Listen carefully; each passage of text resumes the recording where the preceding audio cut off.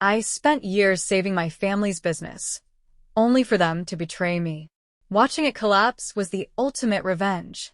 Growing up, the family business was always a central part of our lives. It wasn't just a source of income, it was the backbone of our identity.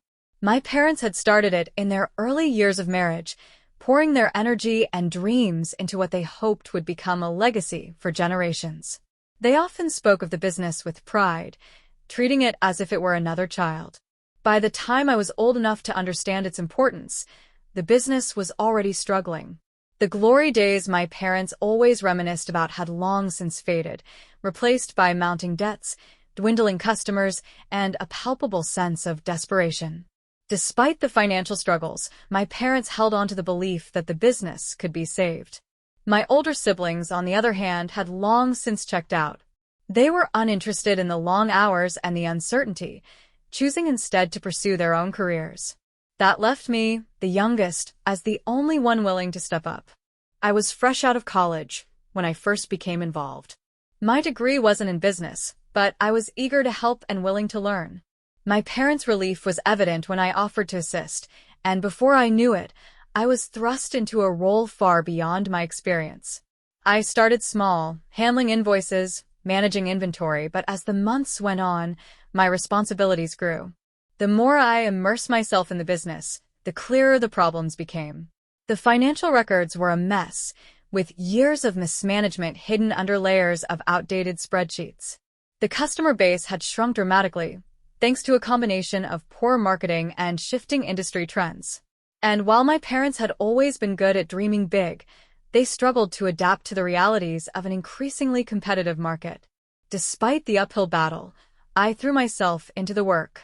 I spent long days at the office, poring over financial statements and researching ways to modernize our operations. Nights were spent brainstorming marketing strategies or reaching out to old clients in the hopes of rekindling relationships. The pressure was immense, but I couldn't bring myself to walk away. I believed in the potential of the business and wanted to prove that it could still thrive. More than that, I wanted to honor the sacrifices my parents had made to keep it afloat. As time went on, my efforts began to pay off. I introduced cost-saving measures that helped stabilize our finances and launched targeted marketing campaigns that brought in new customers. Slowly but surely, the business started to turn a corner. My parents were thrilled, showering me with praise and expressing their gratitude for my hard work. But not everyone was as supportive. My siblings, who had shown little interest in the business for years, suddenly began to take notice of its revival. They started asking questions about the financials, offering unsolicited advice, and making vague comments about their ideas for expansion. At first, I welcomed their input, hoping that their involvement might lighten the load. But it quickly became clear that their motives weren't as altruistic as they claimed. They started attending meetings with suppliers and clients, often overstepping their boundaries and making promises we couldn't keep. My attempts to address their behavior were met with defensiveness and accusations that I was trying to hog the spotlight. The tension reached a boiling point during a family meeting where my siblings demanded a larger role in the business. They argued that as part of the family, they were entitled to a say in its operations and, more importantly, its profits. My parents, ever the peacemakers, tried to mediate, but their reluctance to take a firm stance only fueled the conflict. I felt betrayed. After years of pouring my heart and soul into saving the business, I was being treated as though my contributions were no more significant than those of my absentee siblings. It was as if they had forgotten the countless nights I had spent working to keep the business afloat while they pursued their own lives. But what hurt the most was my parents' response. Despite their earlier gratitude, they began to side with my siblings, urging me to be more open-minded and inclusive. They framed it as a matter of fairness, but I couldn't shake the feeling that they were prioritizing family harmony over the very survival of the business. For the first time, I began to question whether my efforts had been worth it. The family business was finally starting to show signs of recovery after years of struggle. It had been a long, grueling road, but the strategies I'd implemented were paying off. Our finances, while still precarious, were stabilizing. A few loyal clients had returned, and new ones were starting to trickle in. I had spent countless nights refining processes, securing deals, and carefully balancing growth with sustainability. But with success came new problems, problems I never anticipated. My siblings, who had been distant observers at best during the most difficult times, suddenly decided they wanted to be part of the picture. Their interest in the business seemed to grow in direct proportion to its improvement, and before long, they began to assert themselves in ways that were both disruptive and unwelcome. At first, their involvement was small and almost laughable. They would show up to the office unannounced, offering surface-level suggestions or questioning decisions I had already made. They claimed they were just trying to help, but their lack of understanding was painfully obvious. They treated the business like a hobby, a side project they could dip into whenever it suited them. I tried to be patient, hoping their interest would fade once they realized the level of commitment required to run a company. But it didn't fade, it intensified. They started attending meetings with suppliers and clients, often throwing out ideas that were impractical or outright damaging. They suggested risky expansions, proposed discounts that would eat into our already slim margins, and made promises to clients that we couldn't possibly deliver on. It was chaos. I tried to address the issue diplomatically at first. I spoke to my siblings privately, explaining the importance of consistency and caution as we worked to rebuild. I hoped they would understand, but instead, they became defensive. They accused me of being controlling, of trying to exclude them from the family legacy. One of my brothers even suggested that I was hoarding the credit for the business's recovery. The accusation stung. For years, I had poured my heart and soul into saving the business while they pursued their own careers and interests. They had left me to pick up the pieces, and now they were acting as though I had stolen something from them. What made it worse was my parents' reaction. Instead of supporting me, they urged me to be more understanding and give my siblings a chance. They claimed it was important for the family to work together, even as my siblings' actions threatened to undo everything I had worked so hard to achieve. Their refusal to set boundaries only emboldened my siblings, who began to see themselves as equal partners in a business they had barely contributed to. The tipping point came during a critical negotiation with one of our biggest clients. This client had been with the business during its early years, but had pulled back as things began to decline. Securing a new deal with them was a chance to not only regain their trust, but also solidify our recovery. I spent weeks preparing for the meeting, crafting a proposal that balanced their needs with our capabilities. Every detail was carefully considered, every contingency accounted for. I knew how important this deal was, and I wasn't going to leave anything to chance. But my siblings had other plans. Unbeknownst to me, one of my brothers had contacted the client directly, pitching a completely different proposal. His version was flashy but unsustainable, filled with terms and promises that were wildly unrealistic. By the time I found out, it was too late. The client, understandably confused by the mixed messages, decided to walk away entirely. Months of work were undone in an instant, and the progress I had fought so hard to achieve was jeopardized. When I confronted my brother about his actions, he brushed it off as a misunderstanding. He claimed he was just trying to help, that his approach was more creative and forward-thinking. His arrogance was infuriating, but what hurt the most was my parents' response. Instead of holding him accountable, they downplayed the situation.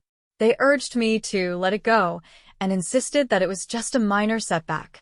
Their refusal to see the gravity of the situation, to acknowledge the damage that had been done, felt like a betrayal.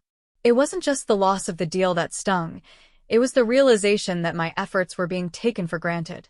My siblings had spent years ignoring the business, leaving me to shoulder the burden alone.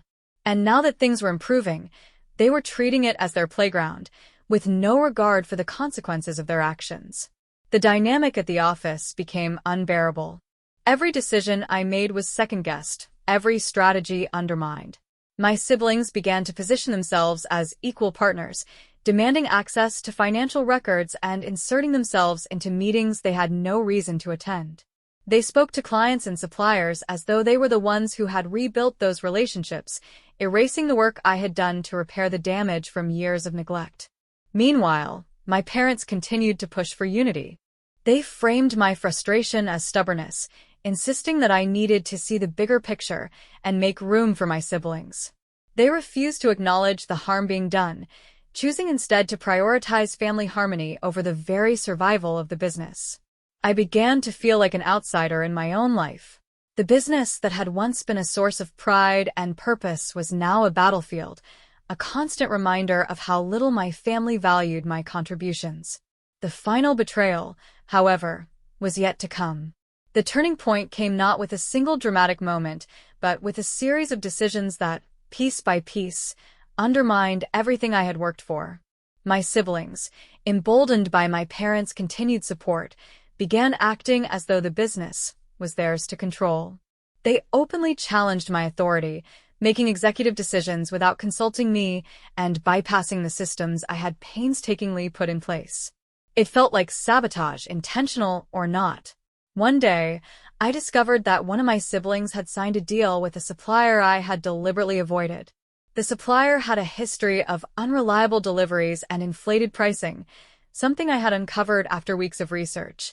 When I confronted my sibling about it, they brushed me off, claiming that they'd gotten a good feeling about the deal. The fallout was immediate. The supplier's delays caused chaos with our inventory, and clients began to complain about missed deadlines. It took months to rebuild the trust we lost, but my siblings refused to admit they had made a mistake. Instead, they doubled down, accusing me of being too controlling and unwilling to take risks. This pattern repeated itself over and over. Every time I managed to stabilize one aspect of the business, my siblings found a way to unravel it. They treated the company like a pet project, something they could experiment with and walk away from when things got too difficult. Meanwhile, I was left cleaning up the mess, my frustration and exhaustion mounting with each passing day. The betrayal that broke me, however, came in the form of a meeting I wasn't even invited to. One of our most loyal clients, a company I had spent years building a strong relationship with, called me one afternoon with a question that stopped me cold. They asked about a recent proposal the team had sent them, a proposal I had never seen. I scrambled to get the details and quickly realized what had happened. My siblings had gone behind my back to pitch a new deal to the client. The proposal was reckless, offering terms we couldn't possibly deliver on, and it completely disregarded the work I had done to maintain a long-term partnership with this client. The client, understandably confused and concerned, decided to take their business elsewhere. Years of trust and loyalty were wiped away in an instant. When I confronted my siblings about their actions, they didn't deny it. Instead, they dismissed my concerns, claiming they were exploring new opportunities and accusing me of being too rigid in my approach. Their arrogance was infuriating, but what hurt the most was my parents' response. Rather than holding my siblings accountable, my parents once again downplayed the incident. They insisted that I needed to be more open-minded and give my siblings the freedom to experiment and grow. It didn't matter that their experiments were costing us clients and jeopardizing the business's future. That was the moment I knew I couldn't stay. For years, I had sacrificed my time, energy, and mental health to save the family business. I had poured everything I had into it, believing that my efforts would be recognized and appreciated. But it was clear now that my family didn't see the business the way I did. To them, it was a symbol of unity, a shared legacy, and an excuse to avoid accountability. To me, it had become a source of resentment, a constant reminder of how little they valued my contributions. I made the decision quietly. Without telling anyone, I began documenting everything: the financial records I had managed, the deals I had secured, and the strategies I had implemented. I wanted to ensure that when I left, there would be no question about the role I had played in the business's recovery. As I prepared to step away, I felt a mix of emotions. There was anger, of course, anger at my siblings for their recklessness, at my parents for their blindness, and at myself for staying as long as I had. But there was also a sense of relief. For the first time in years, I could see a way forward that didn't involve fighting an uphill battle against my own family. I finalized my decision after yet another family meeting devolved into chaos. My siblings had proposed an expansion plan that was financially reckless, and when I voiced my concerns, they dismissed me outright. My parents, as always, sided with them, urging me to give it a chance. I realized then that nothing I said or did would change their minds. They had made their choice, and it was time for me to make mine. A few weeks later, I walked into the office for what would be my final day. I handed over the documentation I had prepared, along with a resignation letter that outlined my reasons for leaving. My parents and siblings were stunned, their shock quickly giving way to confusion and anger. They accused me of abandoning the family, of turning my back on the business when it needed me most. But their words didn't sting the way they once might have. I had given everything I could, and it still hadn't been enough. As I walked out of the office for the last time, I felt a weight lift off my shoulders. The betrayal and bitterness were still there, but they were no longer consuming me. I was finally free to focus on my own future, free from the chaos and toxicity that had defined the business for so long. But deep down, I knew the story wasn't over. The choices my family had made were bound to catch up with them, and the fallout was going to be devastating. Leaving the family business was both liberating and bittersweet. For years, it had been the center of my life, consuming my time, energy, and ambition. Walking away felt like shedding a heavy weight, but it also left me with a void, a space once filled with purpose and now marked by uncertainty. But as much as I wrestled with the emotions of letting go, I knew I had made the right choice. My family's refusal to respect my contributions or recognize the damage they were causing had made it impossible to stay. It was clear that their priorities were more about maintaining the illusion of unity than preserving the business itself. In the weeks following my departure, I focused on reclaiming my life. I spent time reconnecting with friends, pursuing hobbies I had neglected, and exploring new career opportunities. Slowly, I began to rediscover the parts of myself that had been buried under years of stress and resentment. Meanwhile, the cracks in the family business began to widen. At first, I only heard snippets through mutual acquaintances and former clients. My siblings, it seemed, had doubled down on their reckless strategies, pushing forward with the expansion plan I had warned against. The plan involved taking out substantial loans and investing in areas where the business had little experience or expertise. Without proper financial oversight, the debts mounted quickly. The expansion costs far exceeded the projected revenue, and within months, cash flow problems became impossible to ignore. Suppliers began demanding payment upfront, clients grew frustrated with delayed orders, and employees started to leave, citing a toxic work environment. I watched from a distance as the foundation I had worked so hard to rebuild began to crumble. Despite the growing turmoil, my family refused to acknowledge their mistakes. My parents clung to the hope that things would turn around, while my siblings continued to insist that their ideas were sound. They seemed determined to ignore reality, even as the consequences of their decisions became impossible to deny. The tipping point came when one of our largest clients, one I had worked tirelessly to bring back, decided to sever ties entirely. The client, frustrated by repeated delays and unfulfilled promises, pulled their account and took their business to a competitor. The loss was catastrophic, both financially and reputationally. Shortly after, I received a call from one of my former colleagues. They described the chaos unfolding at the office, missed deadlines, mounting debts, and an overall sense of panic. Morale was at an all-time low, and employees were bracing for the worst. Hearing about the state of the business brought a mix of emotions. There was a sense of validation, knowing that my concerns had been justified all along. But there was also sadness, a lingering ache for what could have been if my family had been willing to work together instead of tearing each other and the business apart. The calls from my parents began soon after. At first, they were vague, couched in pleasantries and half-hearted attempts to catch up. But it didn't take long for the true purpose of their outreach to become clear. They wanted my help. My father left a message outlining the challenges they were facing and asked if I would consider returning to the business to help right the ship. My mother sent a long email filled with emotional appeals, claiming that the family needed to come together in this difficult time. Even my siblings reached out, though their tone was far less contrite. One message, in particular, stood out, A brief note from one of my brothers accusing me of abandoning the family and implying that the business's struggles were partially my fault for walking away. I didn't respond to any of them. It wasn't out of spite or bitterness, though those feelings lingered in the background. It was because I had finally recognized the truth. I couldn't save them. They had made their choices, ignored my warnings, and dismissed my efforts. Trying to fix the mess they had created would only pull me back into a toxic dynamic that had already cost me so much. As the weeks went on, the situation at the business grew increasingly dire. The bank, alarmed by the mounting debts and lack of a clear recovery plan, began foreclosure proceedings. The once thriving operation my parents had built was now on the brink of collapse. I watched the implosion from afar, detached but not indifferent. There was a sense of inevitability to it all, as though this outcome had been written the moment my family chose pride and dysfunction over collaboration and accountability. But amidst the chaos, I found a strange sense of peace.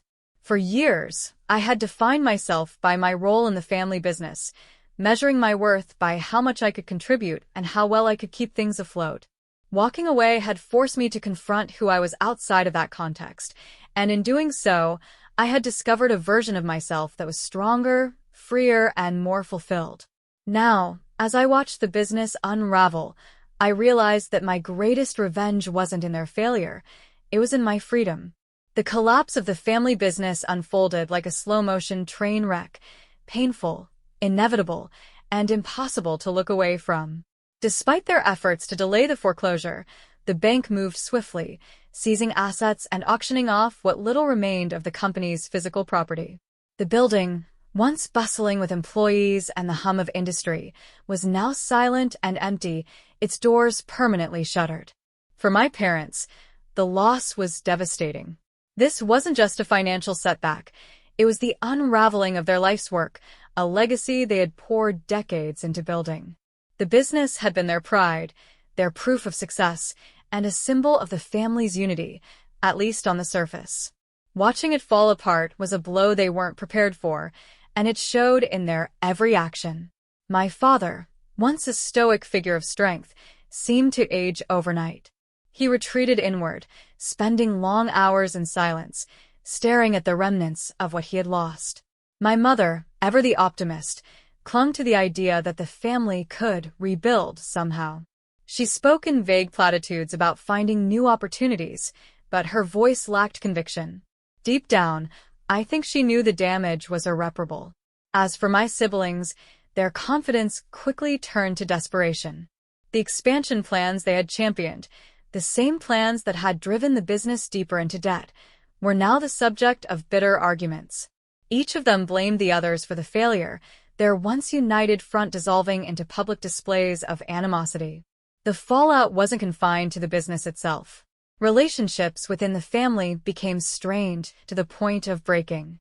My siblings' finger-pointing spilled onto social media, where they aired grievances and accusations in posts that were equal parts petty and vindictive. It was a spectacle, one that drew the attention of mutual acquaintances and former clients, many of whom expressed disbelief at the dysfunction on display. For years, my family had presented a facade of unity, but now the cracks were fully exposed for everyone to see.